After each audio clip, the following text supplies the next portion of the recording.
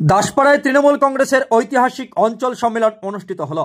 বিপুল জনসমাগম নিয়ে দাসপাড়া ফুটবল ময়দানে অনুষ্ঠিত হলো দাসপাড়া অঞ্চল তৃণমূল কংগ্রেসের অষ্টম অঞ্চল সম্মেলন। এদিনের অঞ্চল সম্মেলনে মানুষের উপস্থিতি ছিল নজর কাড়ার মতো।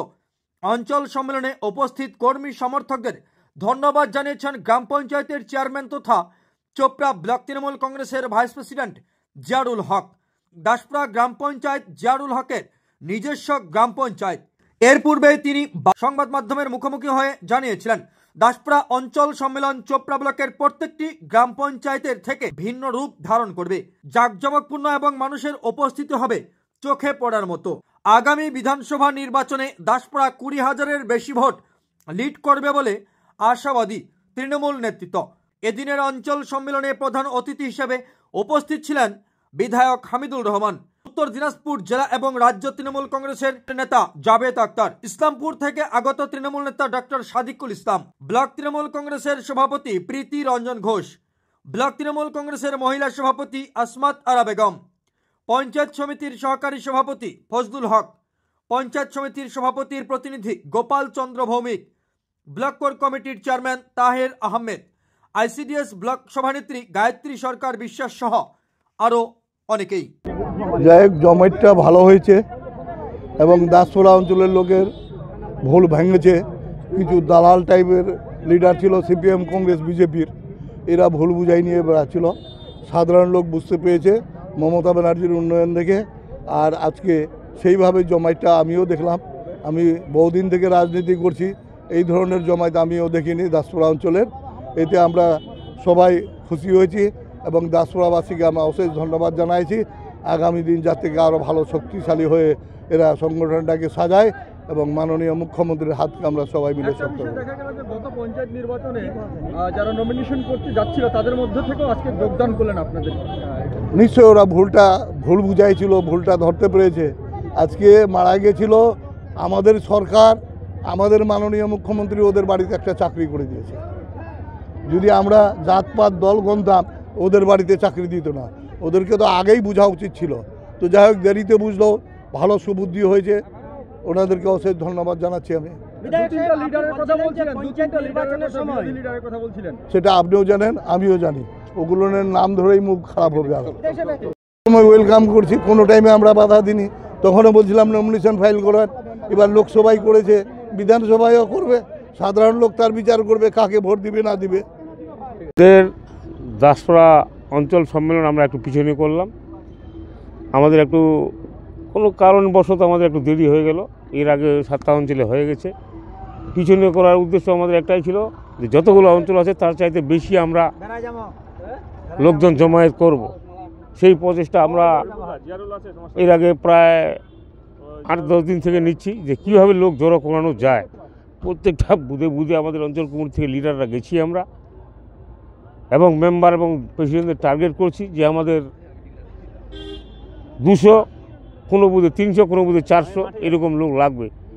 আমরা যে টার্গেটটা দিয়েছিলাম সেই টার্গেট আমাদের পূরণ হয়েছে এবং যেভাবে দায়িত্ব দিয়েছিলাম মেম্বার প্রেসিডেন্টদের তারা নিয়ে এসছে। আজকে এই সম্মেলনের মাধ্যম দিয়ে যে আমরা বুধে বলছিলাম যে আমাদের 20,000 লিড লাগবে, আজকে যেভাবে জনগণ উপস্থিত হয়েছে সেই থেকে আমরা বুঝতে পারছি যে আমাদের 20,000 ভোটের লিডের আপ হবে।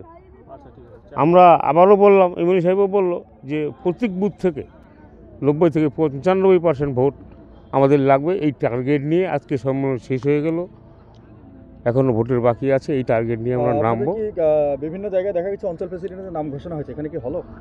না, সেটা ঘোষণা হয়নি। সেটা আমাদের ব্লক নেতৃত্ব আছেন, আমাদের বিধায়ক সাহেব আছেন, উনি যাকেই দীর্ঘদিন সামলেছেন, কতটা কি মনে হচ্ছে? না, খুব ভালো সামলেছেন। আমার মনে হচ্ছে আমাকে রাখবে। তা সত্ত্বেও যদি মনে করো ব্লক কমিটি কিংবা এমএলএ সাহেব চিন্তাধারা করে যে একে না রেখে অন্য কাউকে রেখে যদি আরও সংগঠন ভালো হয়, আমিও তাদের পরিষ্কার, আমার কোনো যায় আসে না। মানে জমায়েত তো সত্যি আমিও আজকের জমায়েত দেখে খুবই উৎসাহিত এবং আমাদের আশাও ছিল যে এরকম একটা জমায়েত হবে। আমরা যা আশা করেছিলাম তার থেকে বেশি, মানে অতিরিক্ত পরিমাণ জমায়েত হয়েছে। আমাদের আপনারা দেখছেন, মিডিয়া পার্সোনালরা ছিলেন, আমরা দেখলাম যে আমাদের প্যান্ডেলের যা ক্যাপাসিটি তার ডবল ক্যাপাসিটি করলেও হয়তো এই লোকগুলোকে আমরা জায়গা দিতে পারতাম না। সে কারণে আমাদের বুথের যারা কর্মীরা রয়েছেন এবং লিডারশিপরা রয়েছেন, মেম্বাররা রয়েছেন, তাদেরকে অশেষ ধন্যবাদ জানাচ্ছি যে তারা অক্লান্ত পরিশ্রম করে এই সাধারণ মানুষকে, সাধারণ সমর্থকদের আজকে এই সম্মেলনে নিয়ে এসছেন। তার জন্য আর বলার কিছুই নেই, বলার ভাষা আমি হারিয়েছি। 95% বেশি ভোটের আশা করলেন বিধায়ক সাহেব। অবশ্যই বিধায়ক সাহেব আমাদের হেডমাস্টার মশাই। আমরা যদি একটা স্কুলে থাকি, সেই স্কুলের হেডমাস্টার মশাই হচ্ছে বিধায়ক সাহেব। যেহেতু হেডমাস্টার মশাই বলেছেন যে 95% ভোট লাগবে, তাহলে আমরা যারা রয়েছি ওনার নিচে আমরা যারা রাজনীতি করছি তারা অক্লান্ত প্রচেষ্টা করব যে আমরা এই 95 ওনার যা দাবি রয়েছে সেই দাবিটাকে পূরণ করার। এবং আশা রাখি আমার দাসপাড়া অঞ্চলের বাকি অঞ্চলগুলোর কথা আমি বলবো না, আমি দাসপাড়া অঞ্চলের কথাই বলবো। আশা করছি যে এই 95%-এর দাবি আমরা পূরণ করতে পারবো। কতগুলো মানুষ যোগদান করলো? দেখা গেল বিভিন্ন বুথ থেকে যোগদান করেছে। বিভিন্ন বুথ থেকে যোগদান করেছে। বিশেষ করে আমরা এই গত লোকসভা নির্বাচনে কয়েকটা বুথে আমরা ডাউন খেয়েছিলাম। সেই সব বুথ থেকে বিরোধী দলের যারা ছিলেন প্রায় শূন্য হয়ে গেল। বিশেষ করে আমি কুলাগা বুথের কথাই বলবো। কুলাগা বুথের বুথ মেম্বার এবং সদনগঞ্জ বুথের কিছু কংগ্রেসের কর্মীরা যারা ছিল 2-4টে সবাই যোগদান করে নিয়েছে। তো আমরা আশা করছি এরকমভাবে যেসব বুথগুলোতে যোগদান করেছে তারা সত্যি সত্যি মানে আপনার অভাবনীয় একটা কাজ করলো এবং আমরা আগামীতে সেই বুথগুলোতে লিড করব। দীর্ঘ 1 মাস ধরে আমরা প্রতিটি বুথে বুথ সম্মেলন করেছি এবং আমাদের নিশ্চয় দেওয়া ছিল প্রতি বুথে আমরা যেন 2 থেকে 300 লোক আনতে পারি। সেইভাবে আমাদের বুথ প্রেসিডেন্ট, মেম্বার এবং ওখানকার বুথ স্তরের যে কর্মী তারা নিহাত পরিশ্রম করে আমাদের আজকে জনসমাগম সেটা সফল করে দেয়। একমাত্র আমি ক্রেডিট দেবো বুথ নেতৃত্ব থেকে। এর পাশাপাশি বিধায়ক সাহেব 95%-এর বেশি ভোটের আশা করলেন। দেখুন আমাদের বর্তমানে যে আমাদের পরিস্থিতি, সাংগঠনিক যে আমাদের মজবুত দেখা যাচ্ছে, প্রতি বুথে আমি অঞ্চল কনভেনার এবং এই যে বুথ এই সম্মেলন কনভেনার হয়ে প্রতি বুথে গিয়েছি এবং প্রতিটা বুথের যেভাবে মানুষের টিএমসির প্রতি আস্থা ভরসা, আমার মনে হচ্ছে এমনি যে 90%, আমি বলছি না 99% ভোট আমরা হয়তো পেতে পারি। ঠিক কনভেনার হিসেবে অনেকটা হয়তো আপনার নজরে আছে যে কিছু কিছু বুথ আপনাদের যেটা আপনারা হয়তো হেরে যেতেন, সেই বুথগুলো কতটা না। দেখুন যে আমাদের 7টা বুথে আমাদের গত লোকসভা কেন্দ্রে আমরা ভোটের সময় আমরা ডাউন ছিলাম কিছুটা, কিন্তু এবার যেটা দেখতে পাচ্ছি সেই বুথগুলো হয়তো আরও আমরা যেগুলো আমাদের লিড ছিল তার চেয়ে হয়তো বেশি লিড আশা করতে পারছি।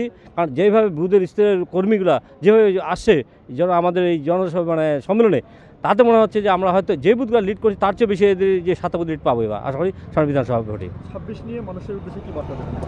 26 পরিষ্কার কথাবার্তা, মমতার যে উন্নয়ন, বিশেষ করে আপনাকে বলে বোঝাতে পারবো না, লক্ষ্মী ভাণ্ডার থেকে শুরু করে যাবতীয় যে উন্নয়ন কাজগুলো গ্রাসরুটে চলে যাচ্ছে, তাতে যেখানে যাচ্ছি একমাত্র টিএমসি ছাড়া কোনো কথা বলে না। মানুষ যে এখন যা পাচ্ছে টিএমসি ছাড়া সরকার দিচ্ছে এবং এটাতে সবাই বয়স্ক থেকে মহিলা থেকে শুরু করে বাচ্চা থেকে শুরু করে সবাই এখন মমতা ছাড়া কোনো কথাই চিনে না।